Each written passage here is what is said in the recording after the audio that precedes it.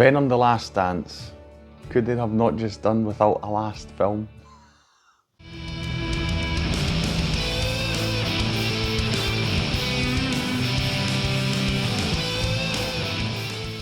Hi, my name's Drew and welcome to another review video on Flying Wiener.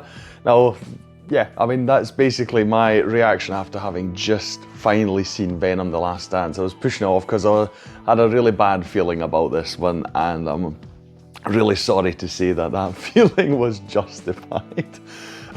I'm very, very disappointed actually, because I'm a fan of the Venom films. I'm pretty sure I did not review the first one for the channel because the channel wasn't around at that time. But the second one, Let There Be Carnage, I was actually, yeah, quite impressed by, because I thought for a Venom film, for what they're going for, I thought it was a really cool film. I enjoyed it quite a lot. Now, this is really a step down, not just, you know, from the second film, but in general, so from this trilogy, it's easily the worst, I would say, yeah. I'm really curious whether they are going to still make them. I mean, it was kind of successful, I think, at the box office. I mean, it's crazy to think that we're in a world where, despite them having so little substance, the Venom films, or at least this one, the most recent one, was just as financially successful, or at least let's say in box office earnings, let's put it that way. It took in as much as the Fantastic Four, although that's a really good film and it's sort of restarted that franchise and it's in the MCU, etc.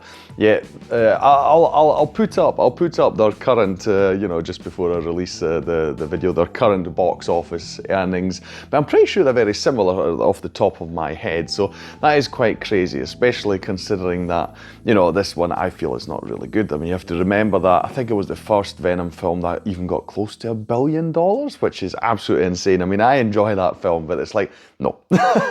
Why are people throwing so much money at this?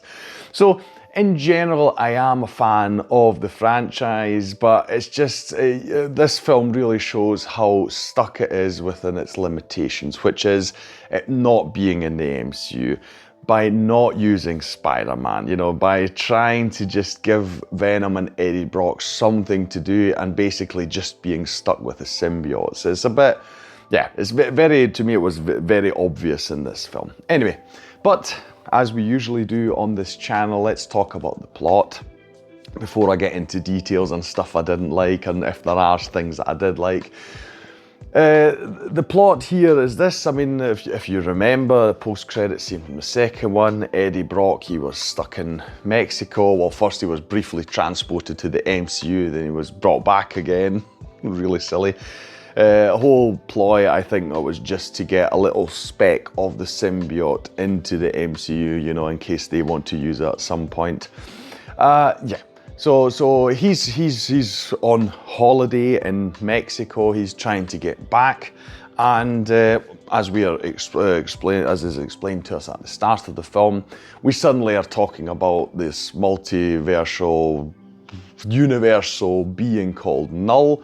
He is basically the god of the symbiotes. He is imprisoned on this planet far, far away. He was imprisoned by the symbiotes. And he is trying to find a means to break out of his prison. And for this reason, he needs Venom. But I don't know if it's something they created just for this film or whether it also exists in the comics. It's because when one of the symbiotes merges with a human being, in the sense of brings them back to life, it creates this special thing called a codex within them, and he needs that to break out. Don't quite understand, I mean, in that sense, how that makes sense, that, you know, that very, very specific thing would unlock the prison. It's like, why? Why even make any way to unlock this prison? Anyways, this is what happens, and he sends out these other beings, these hunters, to find Venom, basically, right? And that is the film. So Venom explains this to Eddie. They're being hunted. He's like, I can't, you know, sort of put on the whole suit, as it were. They can talk to each other. He can do little things, but if he transforms completely into Venom, this thing can immediately spot him, and we see this in the film as well. And yeah, once it gets to him, gets the codex, that would be very bad for the whole universe. So Eddie's basically trying to get back from Mexico without being really able to use Venom, and we see he's being hunted. We see just things along the road. There's this family where the dad is just really crazy for aliens and he wants to go to Area 51. And we see him joining them on a trip, and at the same time we see the scientific / military installation that is investigating the symbiotes, you know, looking at them under the microscope in the lab, etc. And we've got a lot of new characters there as well, scientists, but also military personnel. And that is more or less the film, right? That is more or less the plot. So Venom's being hunted, can't really do all the stuff that he usually does by this being, which by the way is basically invincible, because we see that right at the start, because there's a scene where it gets chopped to bits, but it can just reassemble and just reattach all the missing pieces easily and is alive again. So it's basically invincible in that sense, right? Or unkillable at least. Yeah. So that's more or less the plot. It's very simple. I just, for me, it's so strange how they keep forcing, you know, it's always about the symbiotes, and it's a bit strange, because even as far as I can tell with Spider-Man, it's not always about him being a symbiote or other symbiotes. They exist, they're there, I understand that, but it's getting really boring by now, right? I think the progression was nice. The first one had that, but it's really silly that the enemies is always a symbiote. In this case, it's not a symbiote actually, but in some way they're just not interesting. You've got these wild animals, I'll call them, these hunters. They don't talk, you know, they've got no depth to them in any way, you know, they're just being hunted and that is it basically. It's really silly in that sense. I wish that they would have done something. Is obviously, you know, they feel forced, they have to do these films, they make money, obviously they're all about money, they're a film studio, I get that, but it's on such thin ice here. But it's not just that. I really enjoyed in the first two films the dialogue, the interactions between Eddie and Venom. I felt that really helped carry the whole films.